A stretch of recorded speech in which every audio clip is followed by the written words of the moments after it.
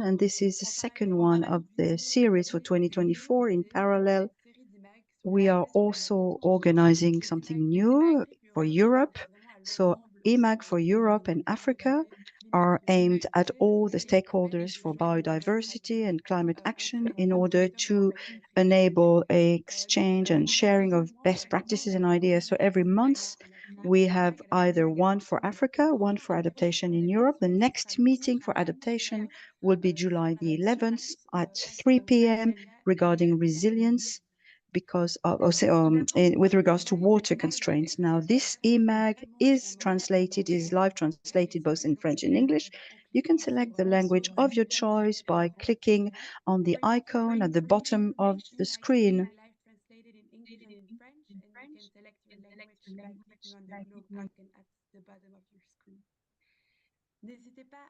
So do not hesitate to name yourself with your name, the name of your organization.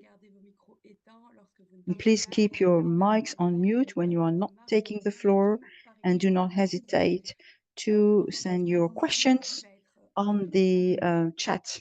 So now this is going to be recorded. Before we get started, let me introduce myself, Estelle Mittens. I'm in charge of all the events for climate change, and I will be your moderator today for this eMag. For those of you who might not know it, so Climate Change is an association that was founded in 2015 in order to federate the stakeholders recognized by the UN FFFCC. So we have three main aim and to federate stakeholders through international events and national events. The second is to analyze climate action through our observatory and then to share and display information thanks to our portal online. We have a mapping, a library, etc., etc. And in these three, on top of these three assignments, beside the international summit, which we organize, we also organize every 2 months until September of 24, some discussions and exchanges around climate action dedicated to the African continent in partnership with Afrique 21, which is a recognized media for development in Africa. At the end of each eMag, we also write a magazine which you can consult online in a PDF format. Today, we will be talking about the convergent climate biodiversity through the connectivity and ecology. And then in 26, we'll be talking about access to renewable energy and to financing renewable energy. The rest of the program will be developed throughout the year. Now, today on our agenda, now, before we actually talk about that, just to get more information about the concept or the program of our eMags, my colleague Noemi will put the website here, a link to the website. Today, the goal of our eMag is to demonstrate through some different examples how ecological connectivity can facilitate the achievement of the goal 3030. And we also want to talk about the corridor, the network corridor that was launched by Climate Change 2022, and how such a coalition for the corridor can help in this approach of connectivity and ecology. So today on the agenda, first of all, Mélène, my colleague, will show us a note on biodiversity and convergence as the observatory's lens, and then we'll get a press review from Noemi with a number of articles that have been selected by our partner, Afrique 21, and then we will get into a panel discussion with 3 speakers today to just give some example of ecological connectivity to reach our goal 3030. We'll have Clémence Tranchant, a legal counsel at Panthera in Gabon as a lawyer. She will talk about the work of governance and the conservation work that has been done in Gabon. And then Kwame Osei, who is Senior Director at Rainforest Alliance, will talk about the Rainforest Alliance and the river in Ghana and the various opportunities and difficulties taken from this example. And then to conclude, we will have Fascinate Sylvia, coordinator for Guinea at Guinea 44. We'll talk about the carbon footprint and how Guinea 44 is working with the various local authorities to have this conversion between climate and convergence. So for the last 10 minutes, we will have a Q&A session with the audience. So do not hesitate to ask questions via the chat box and to give us the name of your organization. Before I give the floor to Mélène, my colleague, I'd like to talk to you about the International Coalition of the Corridor for Biodiversity that was launched in 2022 by Climate Change. This coalition is really an initiative for the protection of the ecosystems, and this coalition is grouping different stakeholders for conservation and climate. And our first project will take place in Guinea. This is a new platform of mobilization around different questions for corridors and biodiversity in Africa. So we can see that these initiatives are multiplying in this area, and this is really a tool for coordination, for best practices, for ramping up. We'll also offer a mapping at a continent level, and Mélène will talk some more about the goals of this coalition. So thank you everyone for being here with us today. And before I give the floor to Mélène, I just want to take a couple of minutes just to ask you a question. You can scan the QR code with your phone to connect via menti.com and type in the code 72476099, menti.com 72476099. According to you, what are the crucial actions in order to make sure there will be a conversion between biodiversity and conversions in Africa? Which tools do we need? Which partnership do we need, etc.? I'll give you a couple of minutes just to answer via menti.com.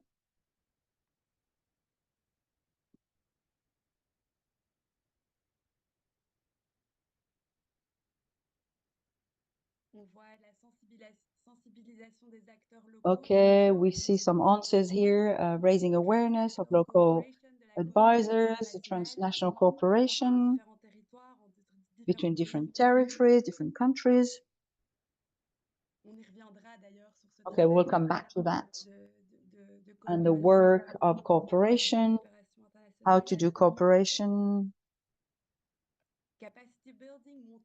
Capacity building, yeah, ramping up.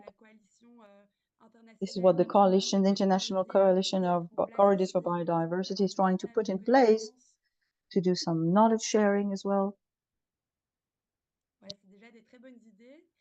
Okay, all great ideas. Thank you for this introduction.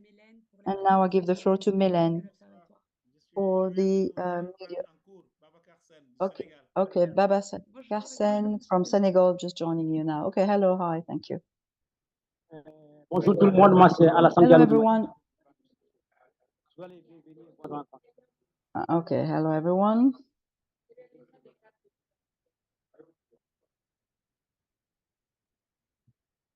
Merci à tous et à tous. Okay, hello everyone, thank you. Je suis Mélène I'm Miss Mélène, in charge of project director for climate action at Climate Change. And I wanted to just give you some input before we start the discussion. Before we talk about connectivity as a tool for convergence, let's talk about, let's look at some context in connection with connectivity indeed.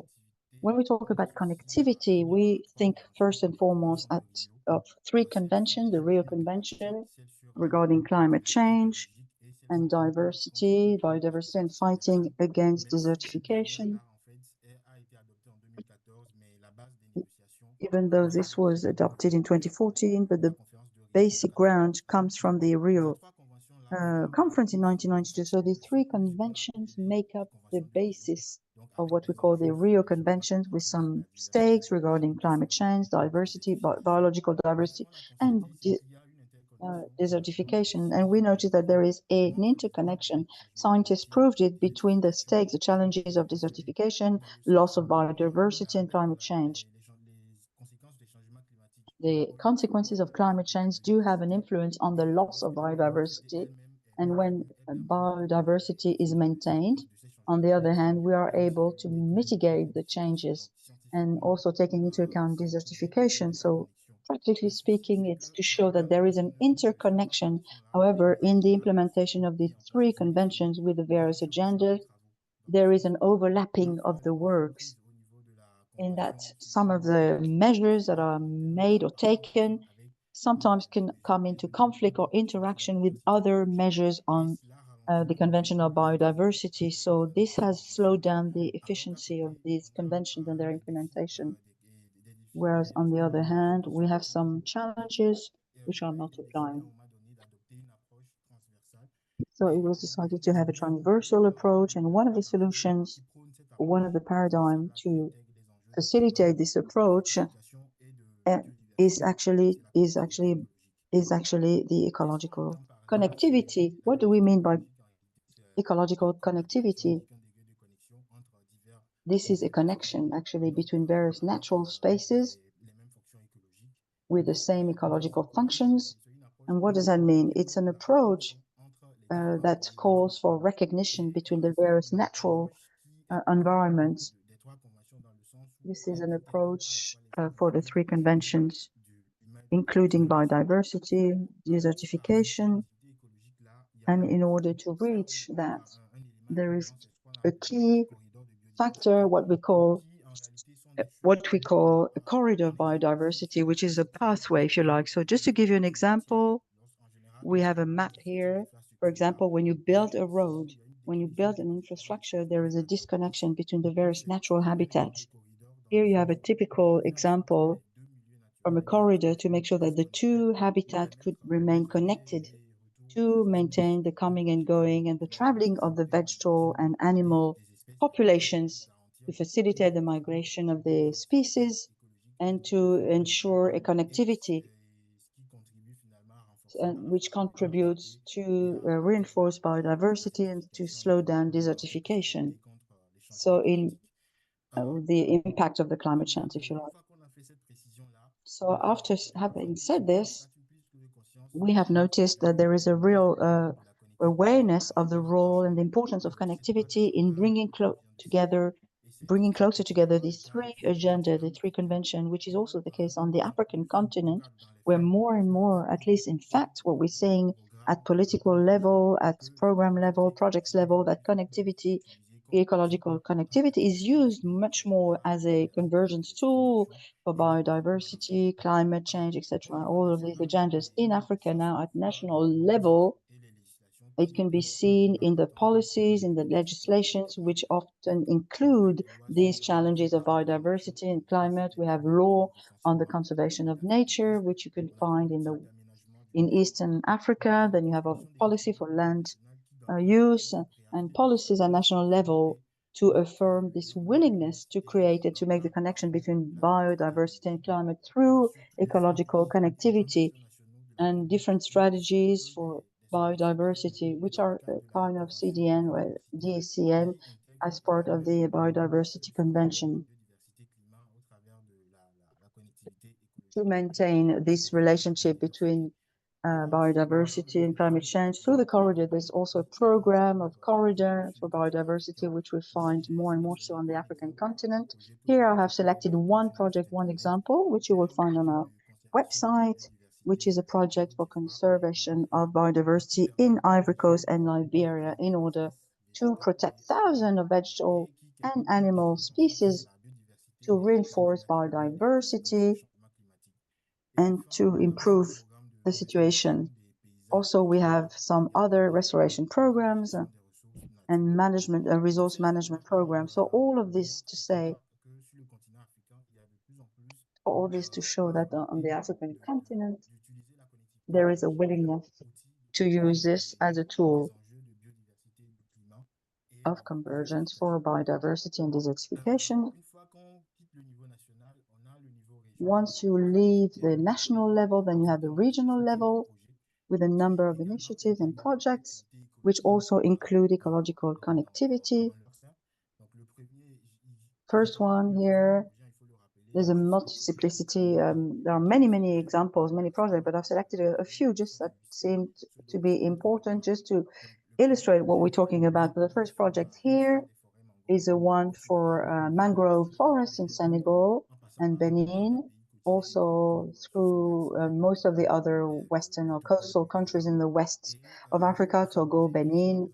So this project has a goal, and that is to have a protection of biodiversity and fragile ecosystems of mangroves in West Africa, and also with a goal to develop resistance in the face of climate change. So here again, we see a connection between ecological connectivity in all of these projects in order to reach those projects, to reach resilience.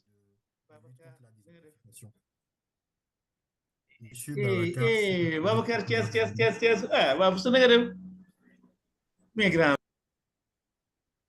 Merci. Alors, le deuxième Thank you. projet, c'est un Okay, second project, projet de grande muraille verte qu'on connaît, and the Green Great Wall for the Sahara and the Sahel, in order to restore the degraded landscapes, to capture carbon and improve biodiversity. This is another initiative of ecological connectivity to connect the three conventions. I will stop on this for a moment, just to say, and I'll show this because it illustrates our point of ecological connectivity as a point of convergence. When this was launched in 2007, actually, it has been criticized because of the little results, this project. And I know that for the last 2 or 3 years, there's been some negotiations in order to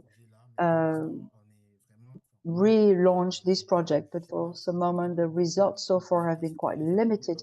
The efficacy has yet to be proven. But just to illustrate our topic, I just wanted to mention this project because it is also a way of linking the ecological connectivity and the convergence. So this is just an additional example. Okay, now to end. At Climate Change, we also do some advocacy for the convergence of these three aspects: desertification, biodiversity, climate change.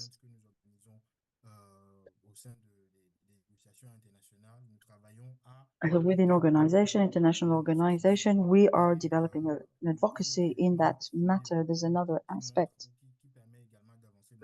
which also helps to move forward, and that is the coalition that Estelle was talking about. The coalition, where you will find all the various elements on our website. This coalition is also a way to gather and group all the various stakeholders on the African continent working on biodiversity, connectivity, etc. So we have a first project which was launched in Guinea, and we will talk about that some more later on. So please do not hesitate to visit our website, where you will find all of these things which I have mentioned. Thank you. Thank you, Mélène, for your presentation. Thank you for giving us some context in theory of what is done at international level. I'm going to share my screen now.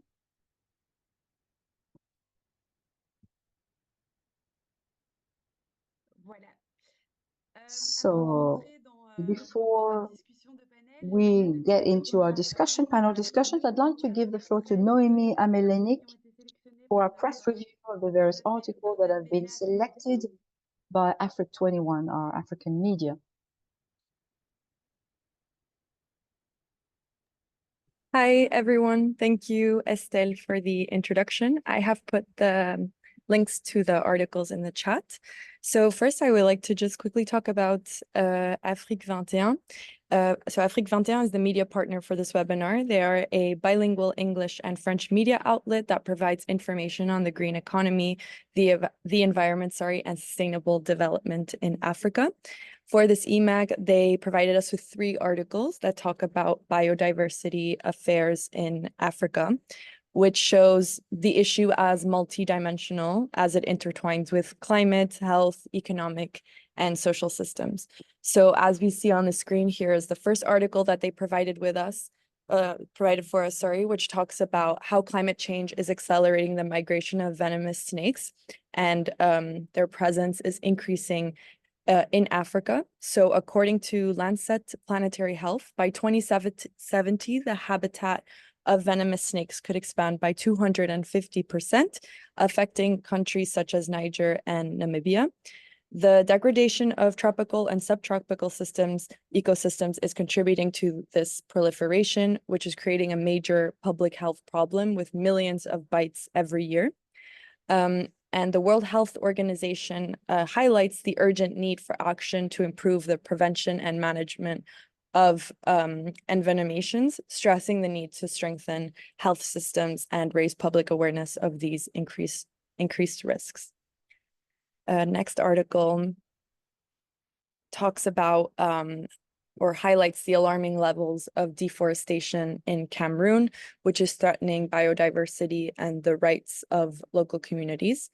In an open letter from a number of environmental and human rights organizations, they called for urgent international action to counter illegal deforestation, particularly in vulnerable areas. These activities, which are mainly conducted for agribusinesses and logging, destroy essential habitats and violate the rights of indigenous people. The signatories also call on governments and international institutions to respect commitments to combat deforestation and protect human rights. The situation could also affect Cameroon's trade relations with the EU and other markets, damaging the country's image and efforts to support small-scale farmers.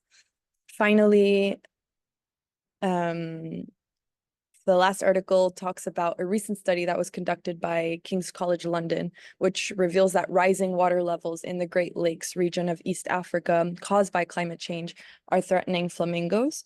So over 23 years, increased water levels have reduced phytoplankton biomass, the main source of food for these birds. And this reduction is due to the dilution of the chemical composition of soda lakes, which leads to a shortage of food. And as a result of this shortage, flamingos may have to migrate to unprotected areas, which will increase their vulnerability. And as such, researchers are calling for coordinated action and sustainable land management to protect these emblematic species and their fragile habitats. So I will pass the floor back to Estelle now. Merci beaucoup, Noémie. Et on voit bien dans cette dernière Thank you, Noémie. As we can see in this article, we need more corridors between the various protected areas at international coordination. That's what we're trying to do with the coalition. So now I have the pleasure of presenting to you our exceptional panel for today. As I said, we have Clémence, she is a legal advisor at Pantera Gabon, Kwame Osei, who is a project director, senior project director for Rainforest Alliance, and then we have Facinet Sile, responsible at Guinea 44. We will start with Clémence. Thank you, Clémence, for being here with us. As I was saying, you are working for Pantera in Gabon as a lawyer. Thank you for joining us today on this call. And I'd like to start with you. You are working at national level with the ministry on governance issues regarding connectivity, ecological connectivity. Could you tell us today what have been the major headways regarding what you are doing, the work you're doing? How does the ecological connectivity is taken into account in the policies in Gabon? What work have you been doing at Pantera? You have the floor, Clémence.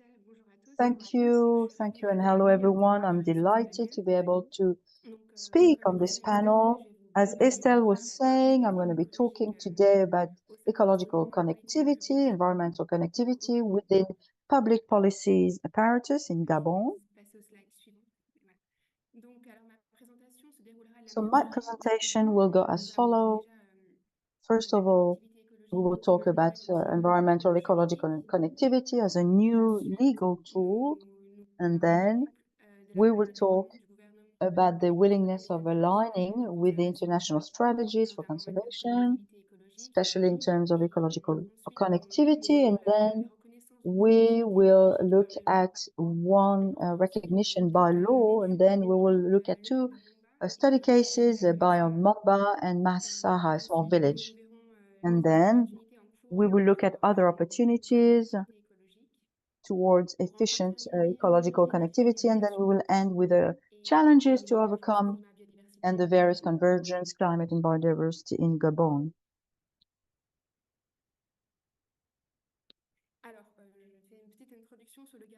Quick introduction for those who might not know this country. It is in Central Africa, just below the equator, in the Congo Basin.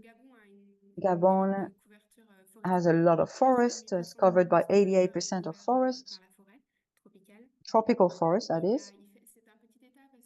It's a small state, the equivalent to Italy in size, 260,667 square kilometers with only 2.3 million inhabitants. So it's really not a lot.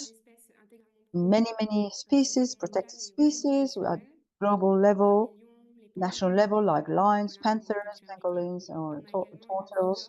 We also have a lot of flora that is very abundant, with some pressure, pressure ones like Moabe or Okume.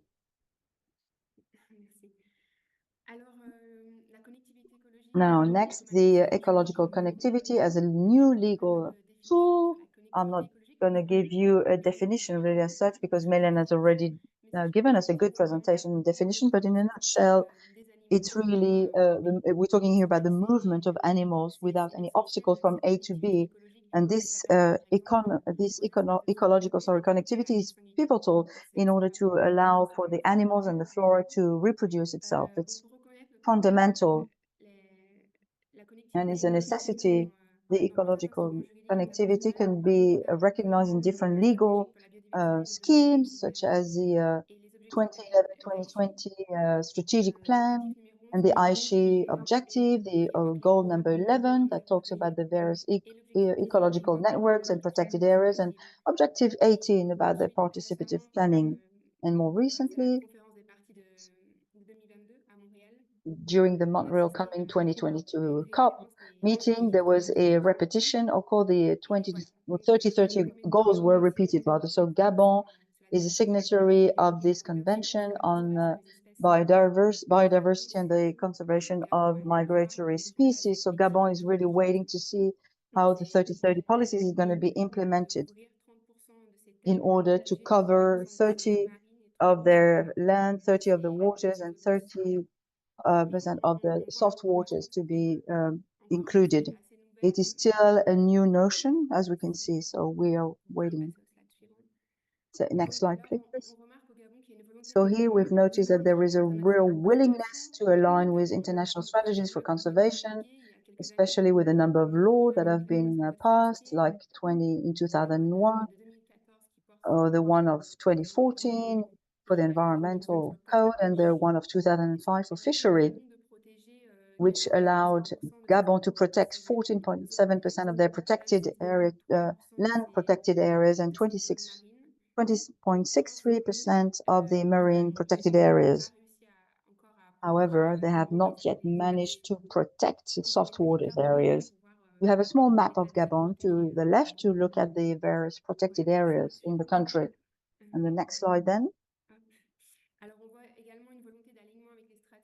Then we see a willingness to align with international strategies in terms of governance as well.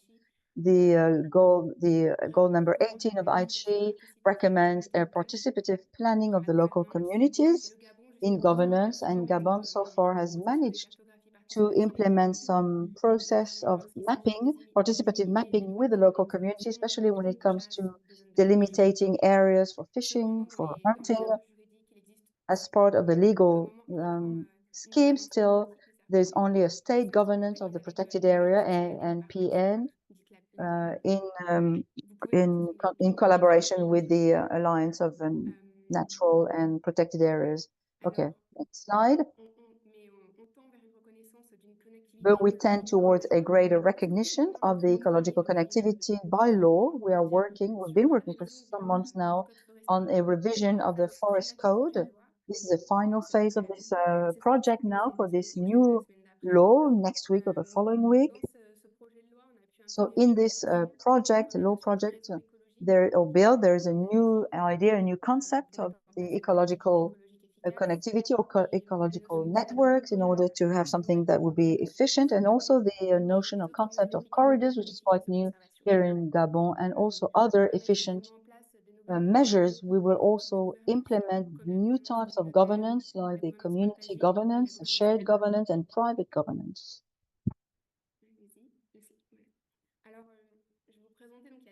Okay, here I'm presenting two study cases. So the Baie Mamba is between the Mwanga and Ivindo in northeast of Gabon. And this place is limited of access. You have to drive for hours and walk for hours, so it's in a difficult place to reach. You see some elephants with a lot of water, and the elephants come and drink. What spectacular, lots of minerals there.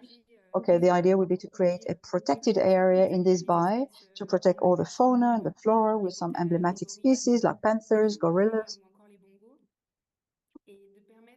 and monkeys and so on. So to create a protected area and to connect it to the park, to create the first corridors in Gabon in order to include this project, which has been an example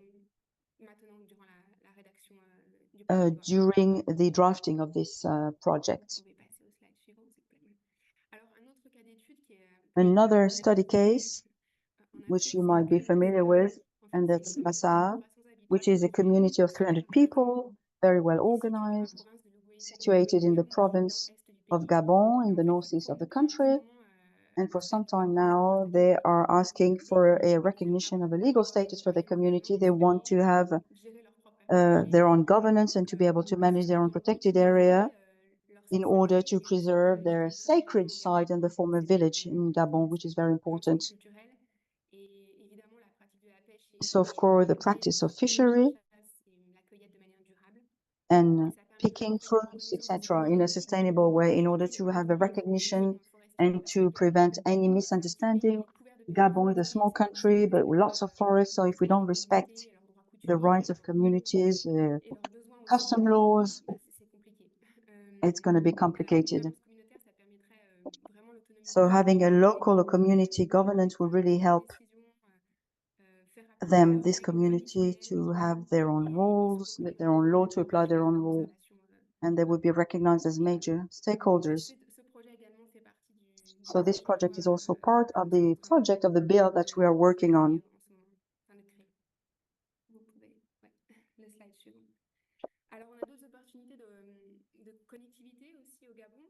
On est en train de travailler également sur des projets d'aires protégées transfrontalières, notamment avec le Congo, parce que au Gabon, notre plus grande frontière, nos voisins, c'est les Congolais.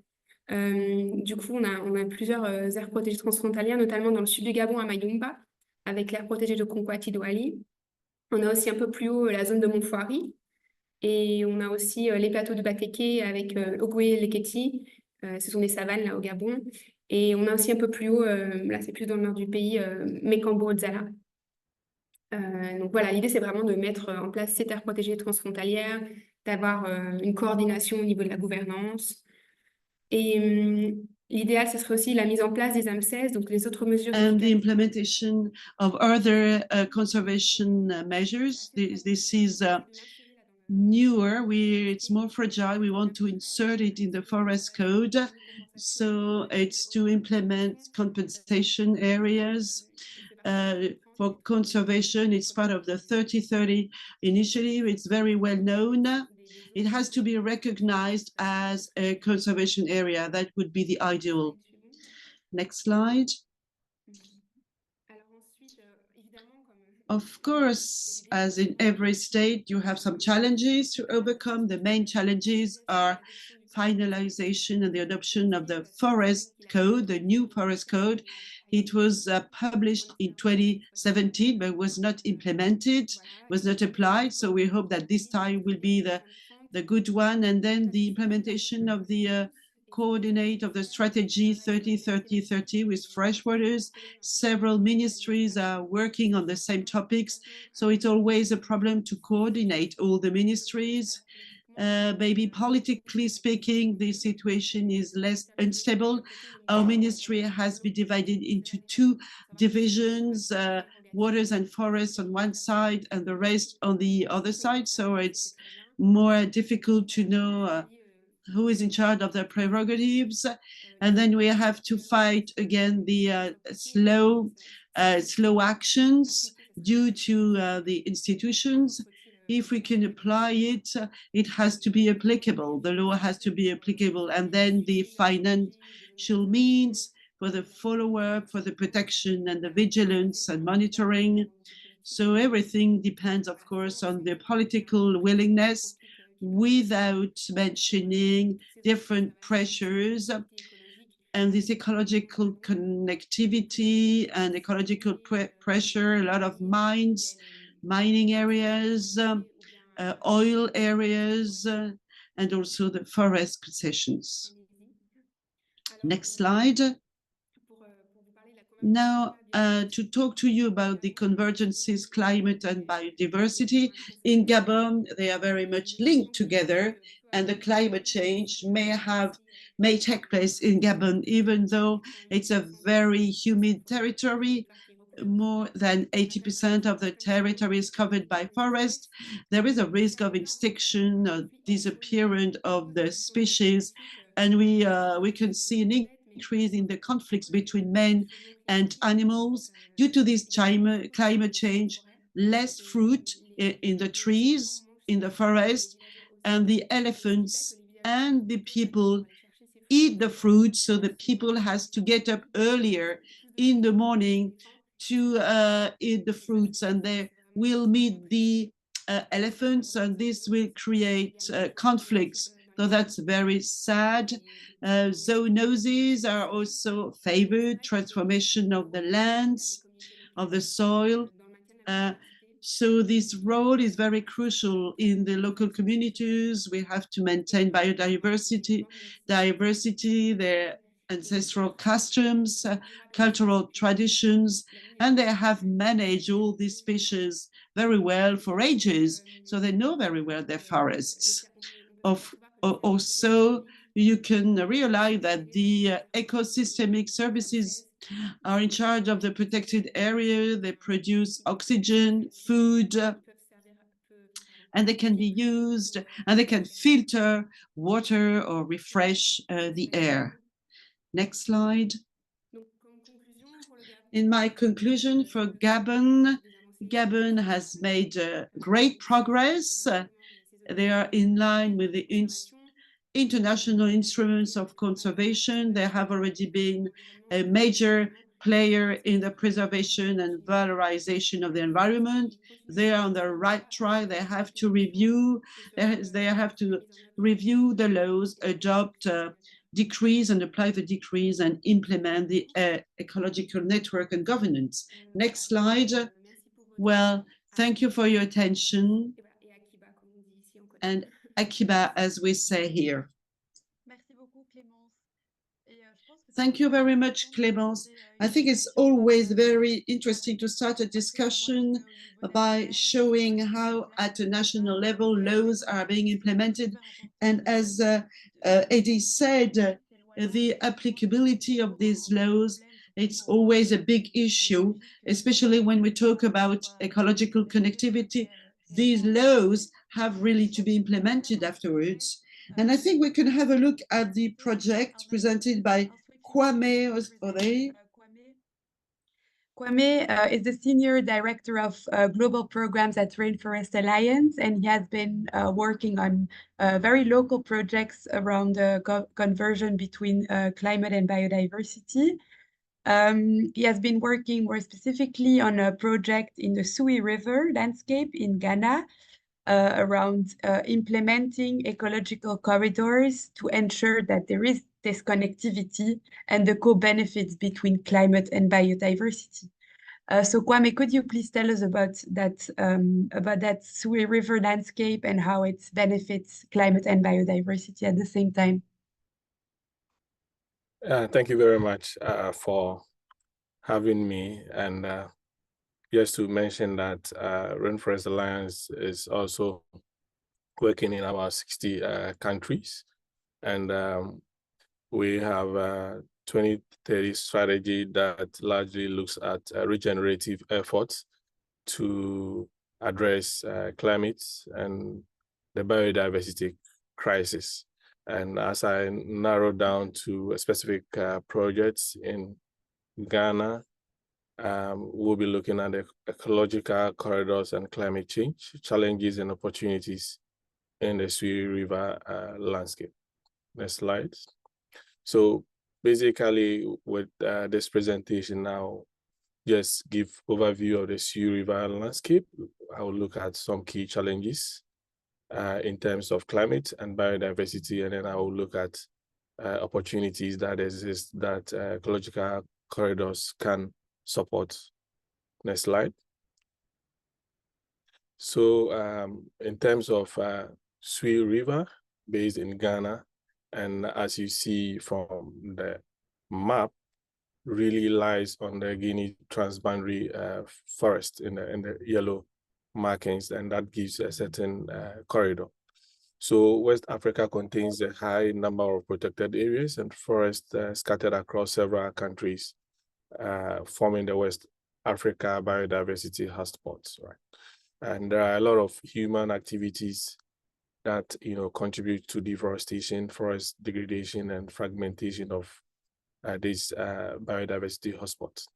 And in terms of prevalence of rural poverty, there is a lot of stress on natural resources as against looking for livelihood, right? And for that matter, climate change is really a critical issue that we are addressing. Next slide. So just an overview of Sui River. So Sui River is part of the Guinea Forest Biodiversity Hotspot. And as I indicated earlier on, based in Ghana, the Western North region. And the area in total we are working looks at around 360,000 hectares, and it has high value cocoa area falling between the two hotspot intervention as indicated by the Ghana Red Plus program. And it is very important biodiversity connectivity across the West Africa hotspots. And it's also characterized by high conservation value areas, and including the important watersheds and rivers, hill sanctuaries, and forest reserve. And that also connects largely with a lot of different protected areas, river bodies, and parks, and to give you that stretch.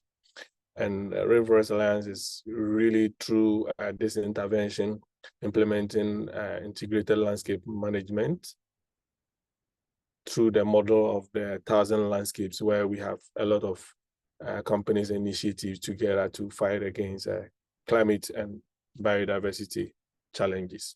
Next slide.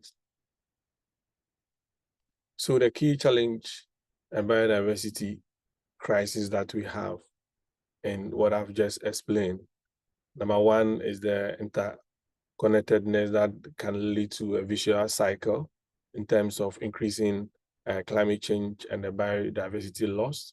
And if we don't address that, then we are going to have a biodiversity loss, and that can lead to a lot of climate change situation.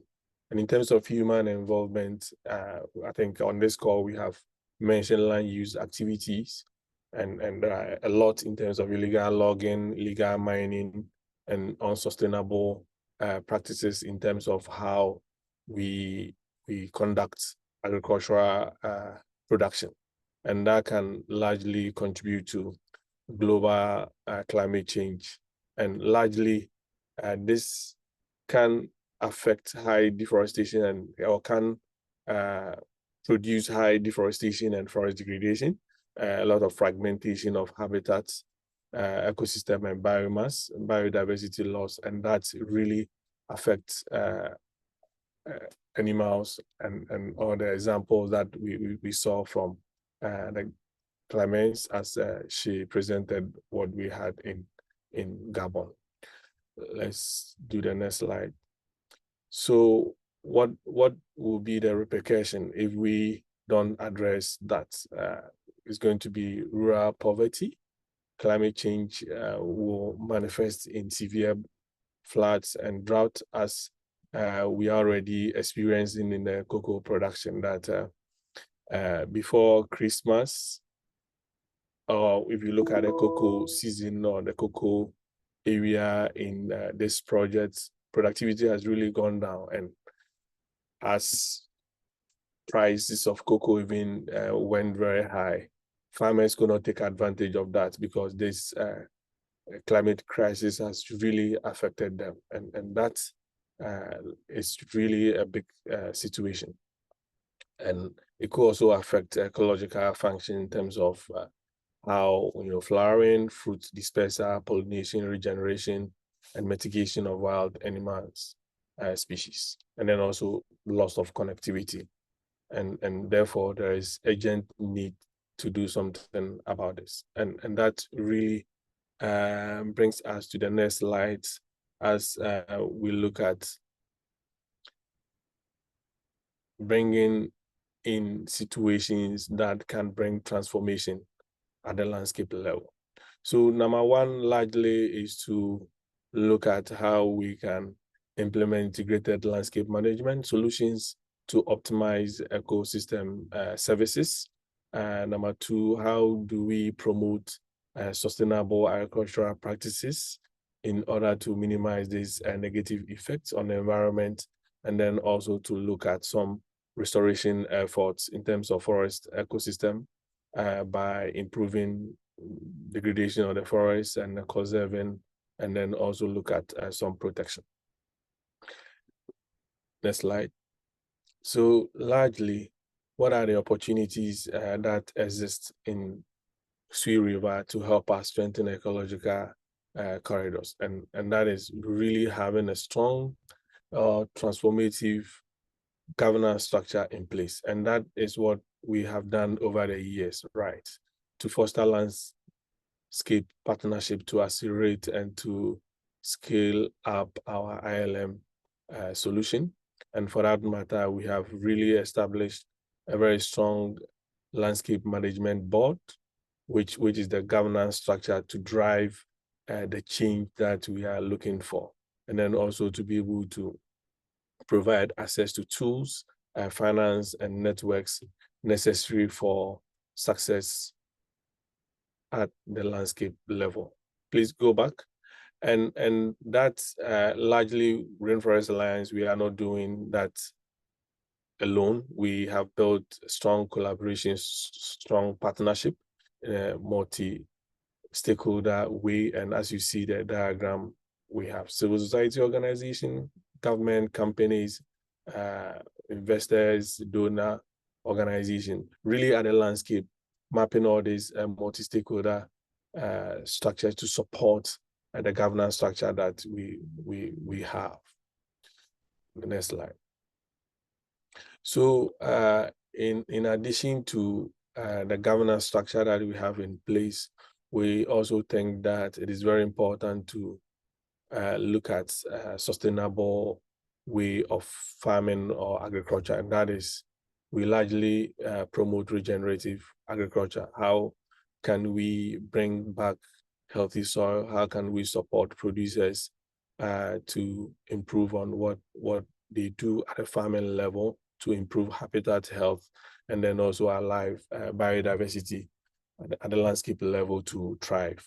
And then also we have been engaging on farmer-managed natural regeneration, vital for in situ conservation of Malaysia estelesa. In our local language we call Iroko, and Triplocarton as Sarlozon. That is a Wawa also in our local dialects, right? And then we have also largely looked at poverty reduction by supporting the community people, supporting the producers in terms of other livelihoods interventions. And then we have also worked more on forest protection, right? Forest protection agreement, forest reserves, and then protected areas. And that I see it in two folds. At the national level, there are laws that we are enforcing, and at the Landscape Management Board, they also have their own bylaws that seek to protect the landscape efforts. And then also to be able to improve the tree cover by restoration of the tree cover across the landscape through improved forestry systems and reforestation. And that we largely do that in terms of promoting ecological corridors by planting variety of indigenous tree species to be able to bring back the biodiversity and or to improve the biodiversity of the area. And then also, last but not the least, to look at the plant diversification, targeting plant diversity improvement to align with livelihood priorities, interest of habitats of the landscape, serving as ecological corridors. So largely this and many as we have done at the landscape level. Let's go to the next slide. So with this efforts, I am running up with this story to tell you that we started Sui River from somewhere from 2015 with a lot of degradation activity concentrating on addressing deforestation, poverty, climate change, biodiversity loss. And then we moved to restoration efforts in 2017 up to 2022, setting up inclusive governance structure, like I alluded to, landscape management board, addressing climate issue in terms of mitigation measures, and then also empowering the community people with different interventions of livelihoods, activities, and programs. From last year and beyond, we have introduced what we call travel landscape, that we want to drive greater impact at scale. I think for a very long time, we have always go for initiatives that it's really at a community level, at a landscape level. But how can we collaborate more and build alliances and partnerships so that we can take advantage of speed and scale, so that at the end of the day, we are able to make a very huge impact, right? And I think that with our model, travel landscape will go a long way to deepen and strengthen ecological corridors. And as I end, I just want to give credit to the EU that has really supported us, and then also the USAID and the UK aid. Thank you very much. Thank you very much, Kwame, for this very interesting example of the Sui River landscape. I think we can see also from what Clémence also told, that the governance is really important if we want to achieve ecological connectivity. Also, you show that it is very multidimensional. There are a lot of people that are involved, many stakeholders, also very many aspects of climate and biodiversity that have to be taken into account if you want to create that ecological connectivity. So thank you very much for your presentation. Et pour finir, je repasse en français. Pour finir, and now to conclude, I would like to give the floor to Fascinet Silla, who is in charge of Guinea at Guinea 44. Thank you for being here, Fascinet. Could you also talk about the work done by Guinea 44 in terms of ecology, efficiency, and how you work with the local communities to ensure these conversions and biodiversity with the local populations, how they are involved? The floor is yours.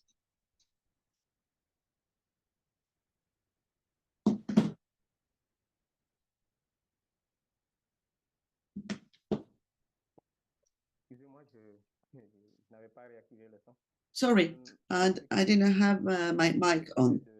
Concerning the work on connectivity, ecological connectivity, we do work on the protection and the conservation of forests and rivers with a systemic approach with the local populations and the local communities.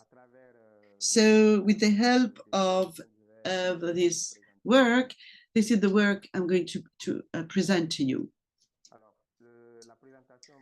The first chapter will be a presentation of Guinea 44, of the country, the Guinea-Conakry country. Number 3, we will talk to you about the SONEA 2 project, which is a concrete project of ecological connectivity to protect environment and biodiversity. Number 4, the approach, carbon credit approach. And number 5, the plants, the different plants that we plant and the follow-up of the plantations.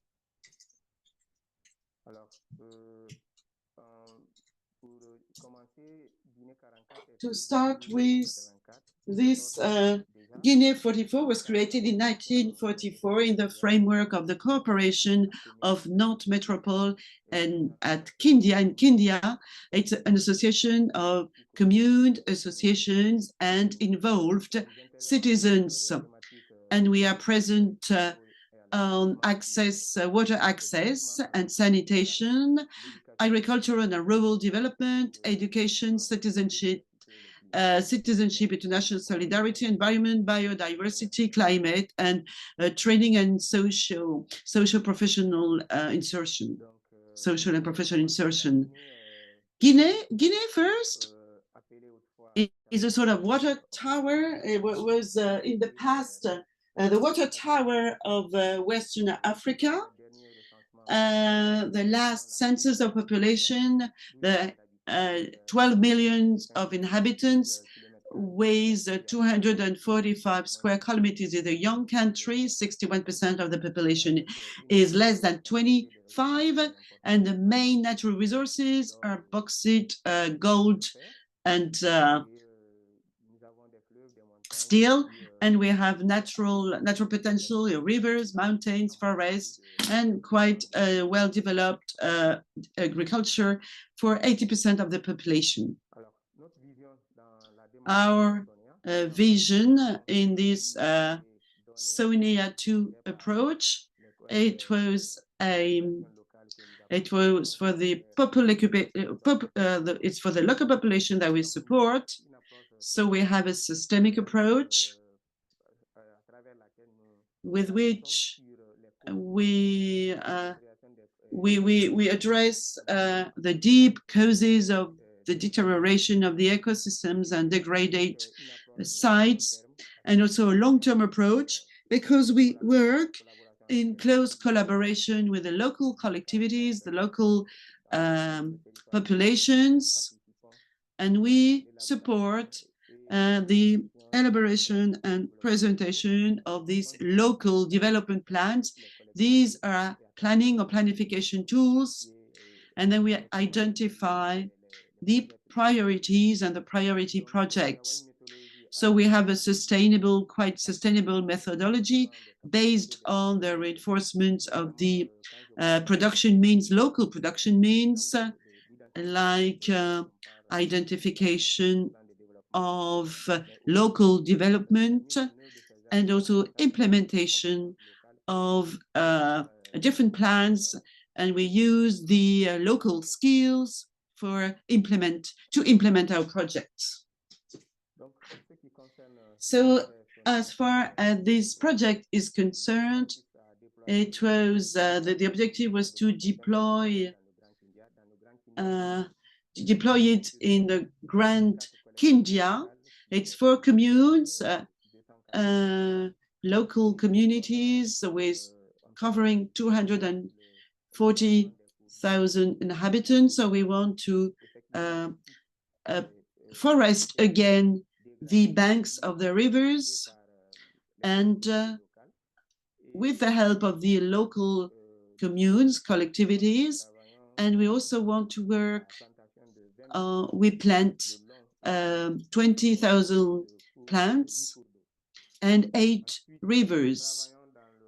Next, we work on the reinforcement of the ecological awareness. We want to make the students and pupils aware of the, we want to raise the awareness of ecology. We have 8 schools, 4,000 children, and with them, they can talk to their parents. They have an impact on the parents of the pupils.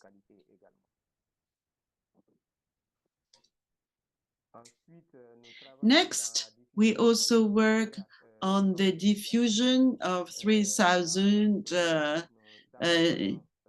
cookers or cooking system that are really, that make it possible to make savings, wood savings, and we use biodegradable specific materials. That's for a local branch. because the population doesn't have the same level of standard of living.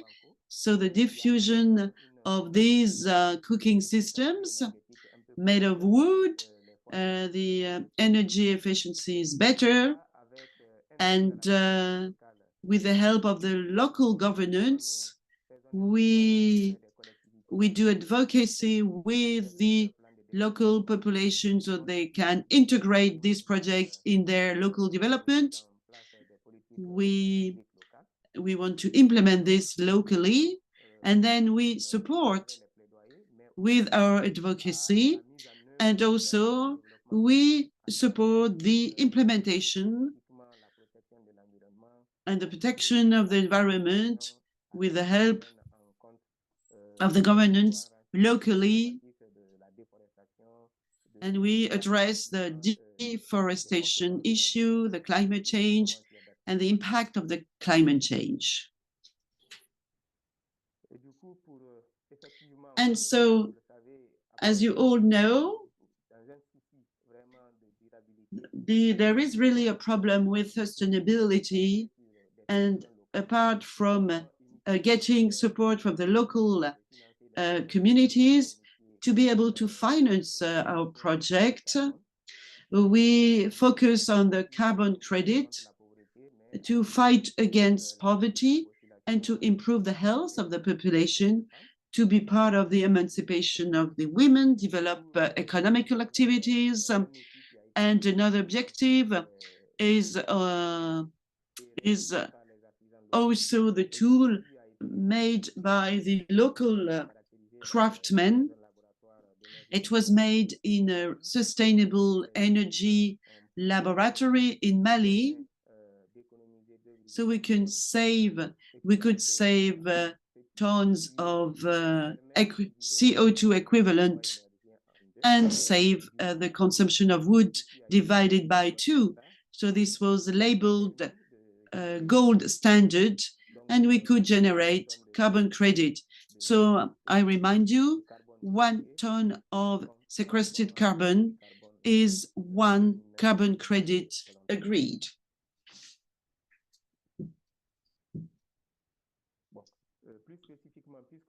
Very specifically, as we're talking about the improvement of the living conditions of the population, to have a really impactful project with the population, we've studied the impact of the project.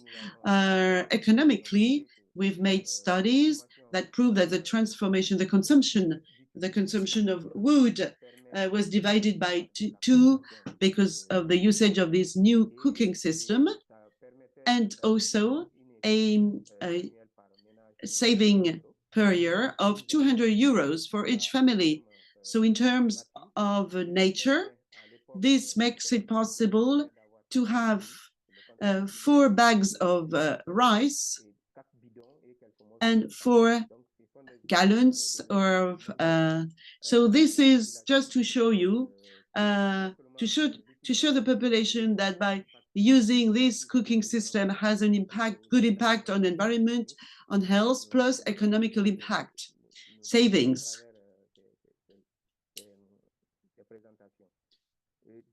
So we make presentation to them. And in terms of fighting against deforestation, we have reforested 20 hectares, and the rest of the project is along the banks of rivers, and we can we have avoided 42,000 tons of CO2 since 2014, which is the equivalent of the gas emissions of 190,000 kilometers by car. And this is our contribution for biodiversity. So the carbon credit is now of 170,000 euros, and it is re-injected into the project of reforestation to support the population and more specifically the women.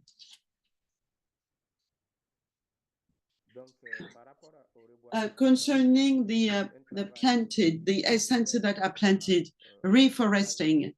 With the help of this project, we identified the essences that should be planted with the help of the local communities who define the criteria of the plants they wish to have.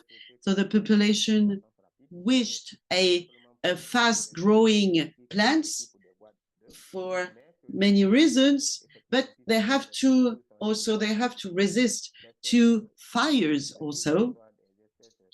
And we have to take into account the hydric stress. And also, these essences, these species, have to be compatible with all types of soils in Guinea. And also they have to be approved by the Ministry of Environment, which is the ministry we report to. So you can see that within this project, so NEA, it was really fully approved by the local population and to favor reforesting. So how can we do that? In Guinea, a lot of campaigns of reforesting, but there is no follow-up afterwards. So how can we make sure there is a follow-up? Well, we work in partnership with a local NGO, and once we have conventions, of course, that we sign with collectivities to protect the site, and then we really protect the sites. We get support from the collectivities, and we want to implement fire protection systems. And we give the GPS data, and we present the population what was the evolution of the coverage over the last 10 years. And then the population realized the speed of the degradation of the local area. So we can demonstrate it scientifically. So we have this database, and then in Guinea, in June, the planting month, 1 year after, the following year in June, we count systematically the different plants that are still alive, and then for motivation, we give a bonus for each plant, so that the local people is granted for their efforts. Then we have a convention, as I said, between the local collectivity and our project for good usage, because the efforts have to be used again, not only on new sites, to reforest new sites, but also to have other ecological projects, and also to protect the environment. So this is the commitment of the community, and also, so this is our project, our approach. Thank you for your attention. Thank you very much, Fascinate. Well, it's a very concrete project carried out by Guinea 44. And of course, we have a demonstration project in Biodiversity Corridors. It was a very important partnership. Thank you for all this collaboration. We have a few more minutes left. We can take 1 or 2 questions from the public. Mélène,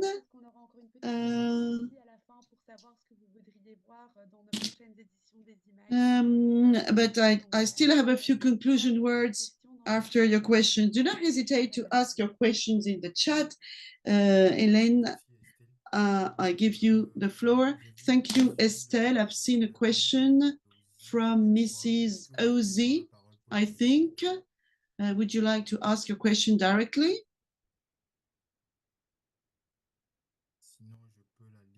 Otherwise, I can read it if you want.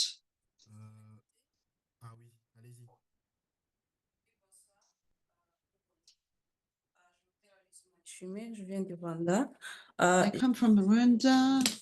I listened to all the presentations from Gabon, Guinea, and the third country I don't remember.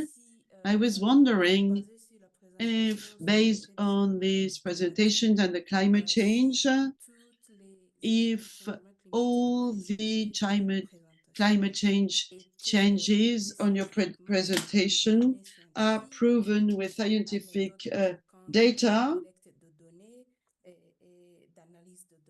and the data analysis. Thank you.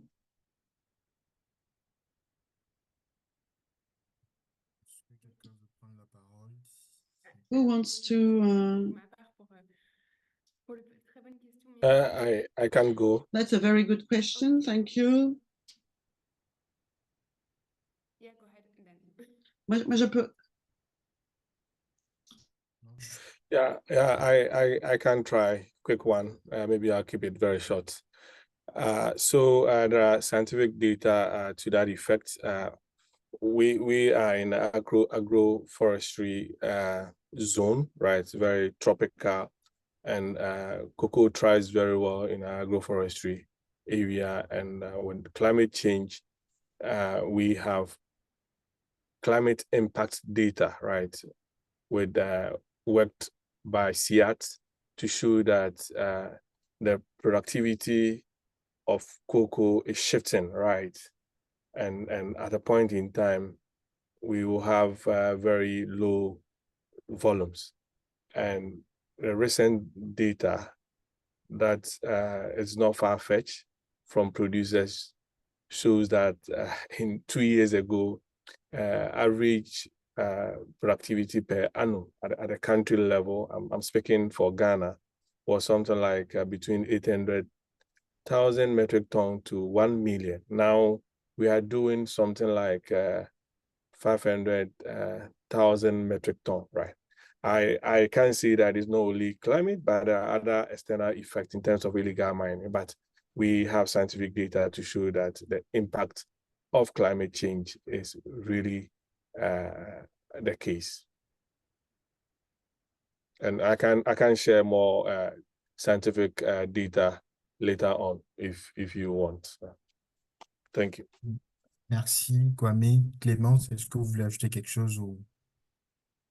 Non, c'est bon. En Clémence, fait, would you like to add anything? concernant l'exemple que j'avais donné, No, concerning the example I gave earlier for the fruit in the forest, no scientific analysis have been made, only observations. Okay, what I can add, if you want, if you wish, you can give us your email address and I can share with you a few platforms like the Observatory of the OECD about data in Sahel, in Africa, more specifically around the Sahel. So I could share with you more scientific data. Fascinate, concerning this question and the scientific explanation, our tool that we developed, it is gold standard certified. It means we've made tests and the test was proven, is based on evidence in a laboratory in Mali and certified by gold standard. This is why we could calculate 2.5 tons of CO2. Every year you have a monitoring that is done, a report is produced, and this gold standard assesses and validates.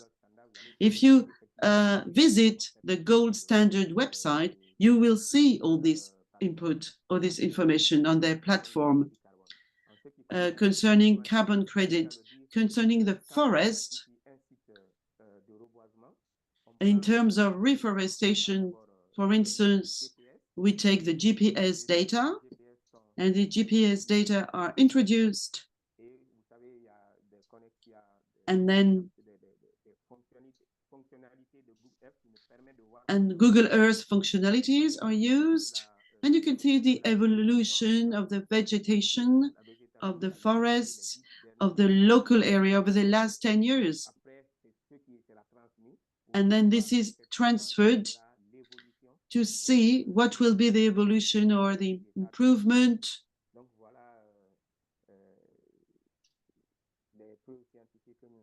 Again, these are the scientific evidence that we have concerning our carbon credit and the plants. Thank you, Fascinet, for this additional information. Now we're going to give the floor to a last person because we don't have much time left. Do you want to ask your question? Yes, thank you. My name is Ladislas Witanene. I'm in charge of young people in RDC.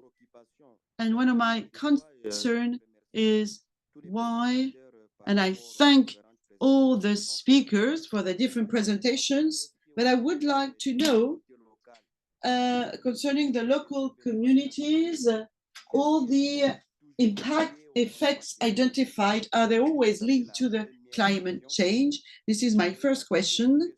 And the second question, I would like to know, in the activities we do, maybe there are other colleagues working for reforestation or for restoration of fruit trees. What types of fruit trees do you use? Maybe we could appropriate this and vulgarize this information in our local communities. Thank you very much. A member of the panel, Fascinet? I can answer the last part of the question concerning fruit trees and how we can identify the trees. Well, our approach is very participative. So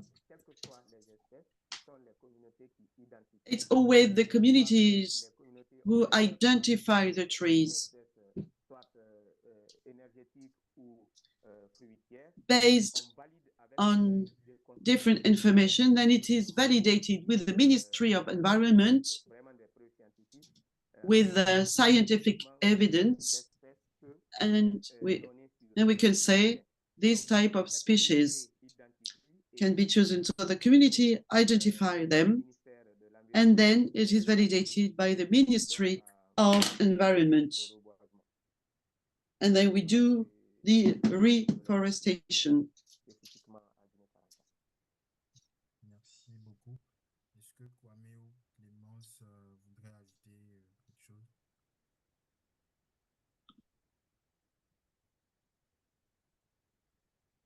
Non.